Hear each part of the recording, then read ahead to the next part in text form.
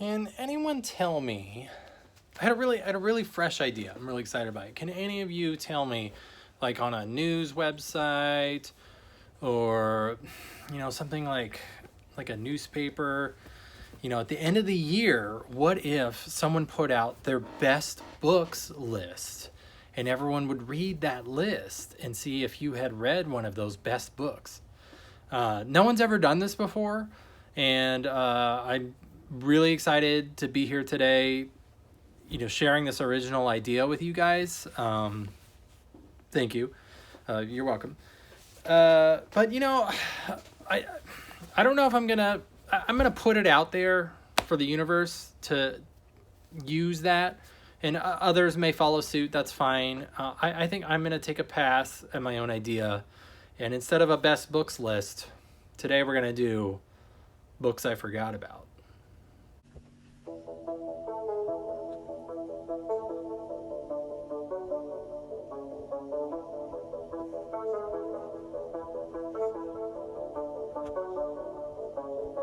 Hey everybody, welcome back. This is Read More with Trevor. It's the last episode of 2020. We're gonna close the book on this year. So what does a Steve Jobs impersonator, high school radicals, a cult of sorority girls, a one-eyed war correspondent legend, and a heavy metal loving Quebecois dishwasher have in common? Well, those are all the books I'm going to be talking about today as I highlight the books I forgot to tell you about in 2020. First one, Sad Janet by Lucy Brish. You can get this one. You can put this one on hold. Really funny, very droll, very, British kind of sense of humor. I think the biggest thing it actually reminded me of is like Fleabag, if any of you have seen that show, but also like mixes of Black Mirror. It involves, there's a Christmas pill that makes you enjoy Christmas. But Janet, who's a sad girl, she's a sad woman. She it's funny, but also she has depression. She jokes about it. And she doesn't want to take the Christmas pill. And there's all sorts of things that happen.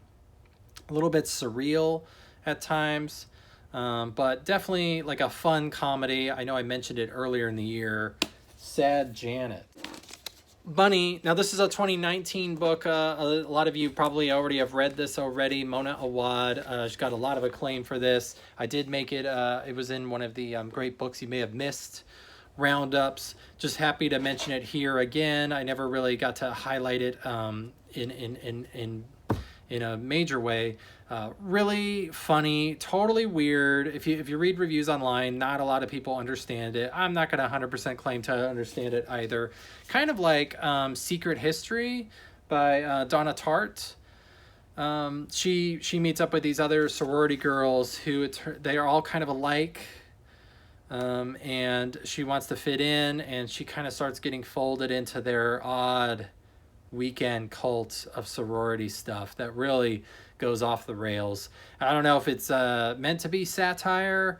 I could honestly reread it again to try to get at what Awad was after, but definitely made me laugh out loud a few times too. I read this year. Really a lot of fun. Bad Blood. Just talk about, this is nonfiction. This is the story of Elizabeth Holmes, who was the CEO of Theranos. Theranos, like name your company, like make it sound like Thanatos, or come on. But yeah, she was doing the whole turtleneck Steve Jobs thing. She basically really got a lot of like venture capital and rich investors to buy into technology that didn't really exist.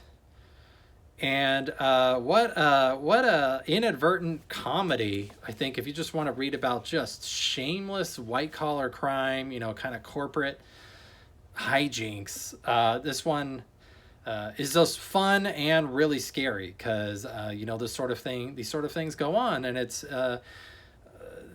without saying too much, I'm a librarian. Remember me, I'm just a humble librarian. But, sometimes in the halls of power, you actually don't need to walk the walk as long as you can talk the talk. And Elizabeth Holmes knew how to talk the talk, and she was leading everyone along about it. So this one, I really want to talk about. This is a little book that it's never going to be a bestseller, but it was just totally something randomly different. I picked this up at Book Catapult. A shout out to one of the bookstores in town, Stéphane Leroux.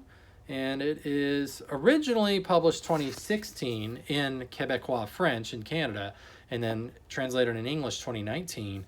And it's really different to me because, you know, how often do you read a book and it's like the main characters are summering in the Hamptons, and you know, they own more than one house, and these sorts of things where it's just like, who is this book for? Well, this book is about a guy.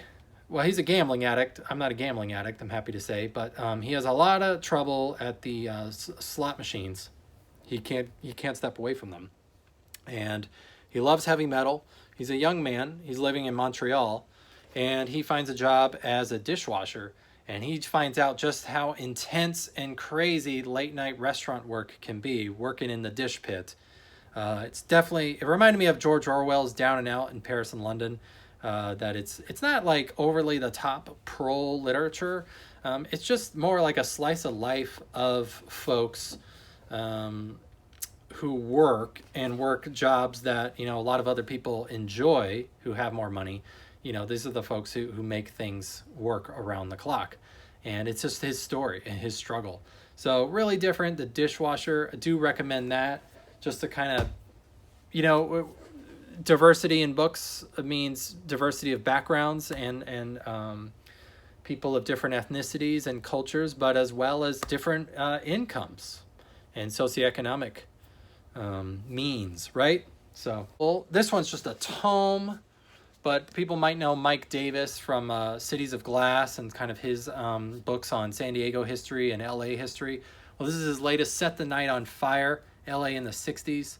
Really highlights like some of the really just struggles on the street in an era of protest, what folks had to do, namely a lot of high schoolers here on the West Coast, more of different movements taken up by very young people as just being very vocal, very active with an agenda.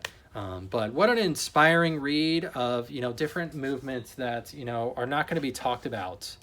So last one, I had a review of this one, I believe, in the UT, just a blurb, but oh man, I was so happy to tell more people about Marie Colvin and just what a life she led. She was a war correspondent. She'd been to Sri Lanka, where she lost her eye. She'd been to Syria and all kinds of war zones. She was one of those reporters that was not going to leave until everyone else was going to. She was just going to stay where the action was. And it led to the loss of her life. She was a risk taker, huge danger addict, but just one of those people that you do have to kind of take a step back and realize when you say the phrase larger than life, this is the kind of person that phrase is for, you know. Books that I forgot in 2020, I'm so happy to share them with you. You know what? I just have to say, too, to put a capper on this year, I have enjoyed so much the ability to read. I'm always grateful for, you know what? I'm a librarian. I get to read books and tell people about them. I think it's the greatest job in the world. And I hope there's been at least one book I've recommended to you this year that you've enjoyed. I'm looking forward to 2021 in so many ways. And reading a lot more and telling you about them. So thank you all for watching. Be sure to like and subscribe this. Tell folks about SDPL's YouTube page and the Facebook page. And I will see you in the new year. Happy New Year, everybody. Take care.